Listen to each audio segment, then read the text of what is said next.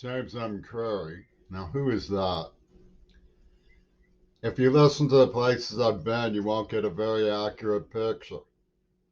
Seattle, Washington had me in a private prison for 12 years, not refusing to allow me to go to school, claiming I was a troublemaker on behalf of people who had tortured me, which they were invested professionally in denying had ever happened.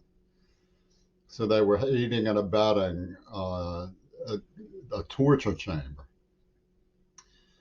And the stories I got from Pittsburgh were part of how they justified it. Of course, it was an extended gang from Seattle to Pittsburgh justifying it.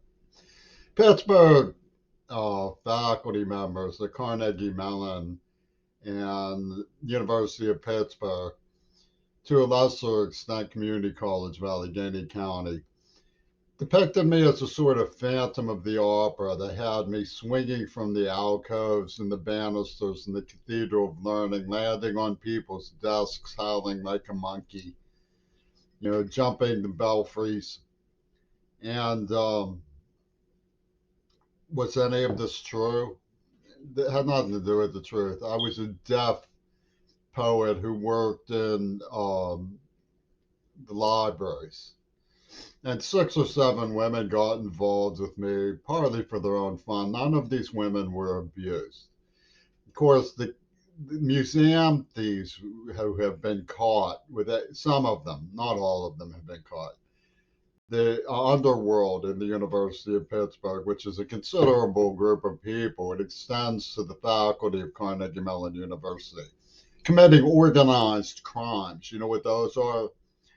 And every last one of them, they even murdered my father, who was senior faculty, and bragged about it, stamped their graffiti on his obituary. That's how horrific the city of Pittsburgh is. Um, these 6 or 7 women, none of whom were abused, got taken in to enjoy seeing me cry when they rejected me as a deaf phantom of the opera, just a deaf kid who took up with them. And the rumors fed into the organized crime lobby. Oh, maybe he was abusive of them, and that starts all the feminist raids. And they start pinching nerves and pinching your behind and seeing how you respond without a proper medical professional response for him to cry. So where did exactly did it lead? I finally escaped Seattle, made it back to school. Somebody had finally taught me sign language. She was punished for it. She was attacked and raped by this paranoid Christian underworld, that a Gestapo that Obama put together to defend the holy name of Reagan by Westmoreland County means. Um, it's not exactly the biggest story on earth, but it did make the paper. Deaf man makes Phi Theta Kappa after years of hostage in a libelous gang torture chamber in Seattle. It didn't make the newspapers, but you can say I'm a painter too. So I graduated finally, got made honors, and you see, I had been attacked and kidnapped and gassed and held hostage and humiliated into crying shame and trauma when I was a prelingual, prepubescent, deaf child. And the people who did it were being sponsored by Trumpy Tunes Lobby, Yoko Ono. I have glaucoma now and Parkinson's too from years of torture and abuse. Where Yoko Ono and the Jews in Pittsburgh, they had it all figured out. My father had abandoned me, and so he was in an ivory tower. And to prevent me from talking to him, they say things to me like he would be very disappointed in you, Jimmy. And these people were sexual molesters, sexually molesting me. But something happened in 1988 that was very suspicious. I got lured by one of these Biden stringers to Mount Desert Island. A guy named Zell, who was into Joseph Goebbels. And even though Pittsburgh's Nazi scene says that he was representing the Jewish lobby, he was. Miles Kirshner somehow got in on the game of hiring an attack prostitute. Well, what was going on was she had a tattoo, the Grim Reaper, on her inner thigh.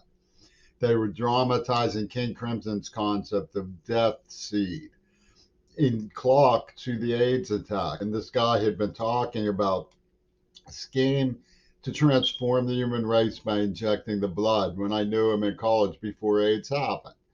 And they blew up the Jackson Immunogenetic Laboratories with $10 million. It wasn't exactly, they claimed, Penis Gabriel claimed it was an experience park.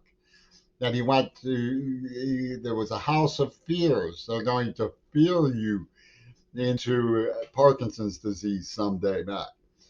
And this is the horror of what they were really doing as Europeans and Jews in a conspiracy. Now, they attacked me as an American treasure. My father knew Eisenhower. It doesn't matter if you think I'm not an American treasure. You know, I mean, some people say, oh, well, Confederate statues were considered American treasures once upon a time. You're talking about a man who wrote America's Stake in Human Rights. He served on George Bush's ship in the Navy. He was a lieutenant. He rose to the chair of philosophy of education at the University of Pittsburgh and was professor emeritus in Bethany. The Northeast chapter director of Amnesty International took classes with him and called him a hero.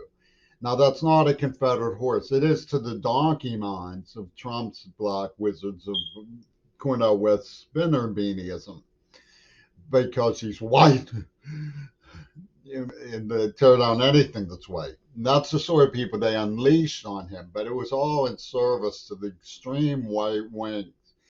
He wasn't MAGA, in other words. He was a humanist. And Franklin Graham called humanists the greatest threat to democracy since communism. That's pretty heavy, right? So these Christian warlocks said that he was to blame for what happened to me because he abandoned me. See, this is Pittsburgh's Nazi totem. They worship that at the totem of absolute truth, and Seattle does too. Well, I got into their papers and discovered that Dee Dee, one of the first attaches of this pornographic police ring that was making films out in LA with the police for Manson. The snuff film operators would correlate the shooting of Martin Luther King to her birthday, and then by 6 years, and then 6 years later, 666, they marked these letters. John Lennon presumably was reportedly by Tower Media was said to have been shot.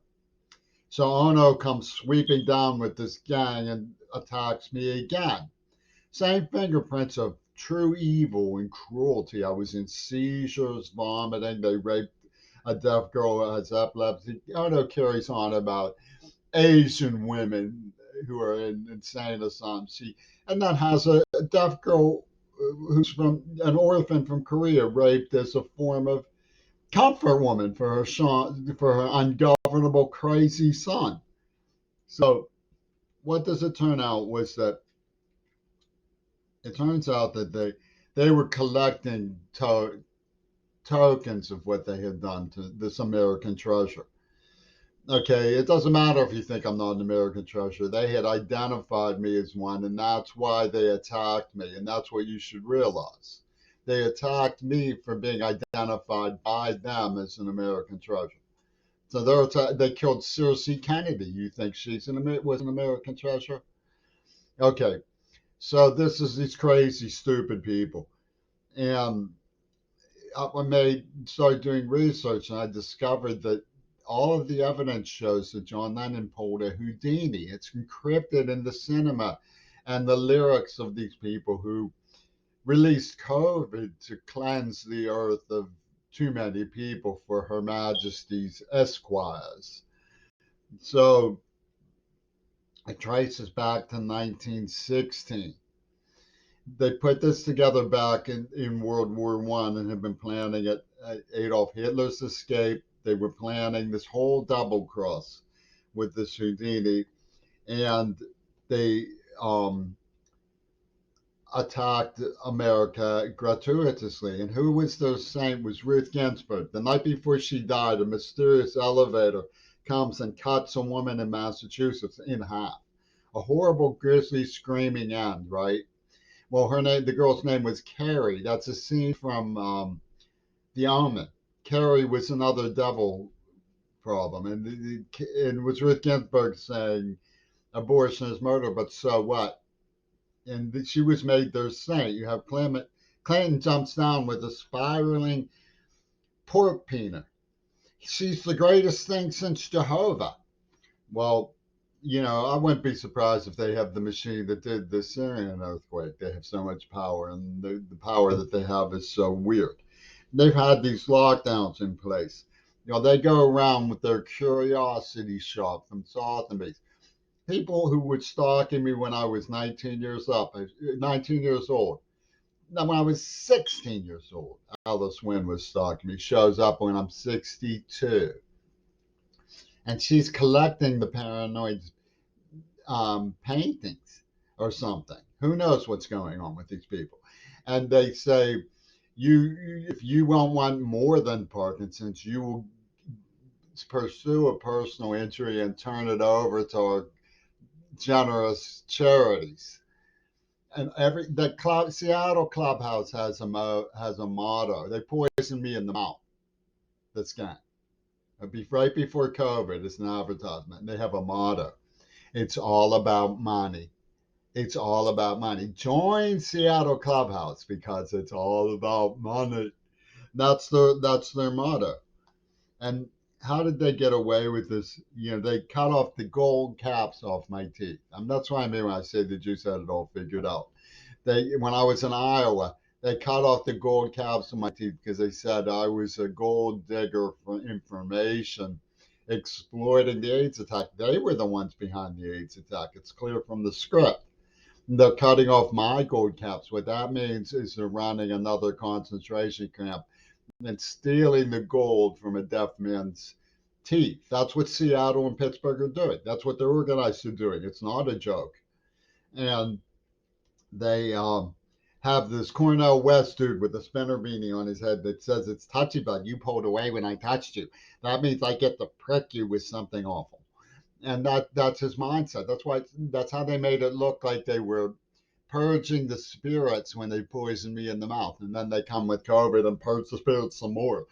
and the stupid queers have been protecting the people who started AIDS. I mean, you get stupider than that? But it's all this Slipknot Houdini thing. They're supporting John Lennon. That's more important than anything. Must support John Lennon. Must support John Lennon. So they have this invention. Oliver Stone, you see him at the Academy Awards, and he's smiling, and his tongue flicks out of his mouth.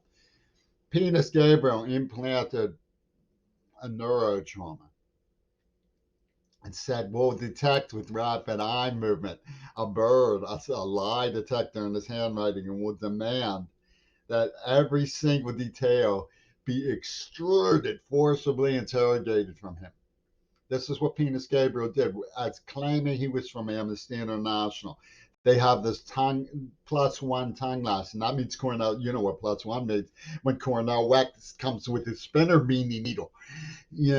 And the Seattle Clubhouse is about the money. You had +1. You twitched. You Parkinson's freak. And this is the sadistic mind, and they have a lockdown, and it's not the old